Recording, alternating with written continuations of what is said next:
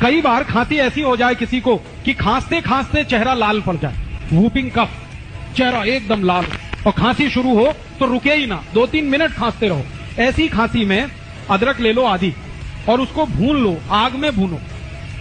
आग जलाओ gas burner पे, उसमें अदरक को चिमटे में पकड़ के भून लो। जब वो भुन गया तो उसको हल्दी में डाल दो, हल्दी पाउडर, पिसा हुआ हल्दी, तो हल्दी उसमें चिपक जाएगी और वो हल्दी चिपका हुआ अदरक जैसे ही मुंह में रखोगे 1 मिनट में खांसी बंद हो जाएगी, 1 ही मिनट।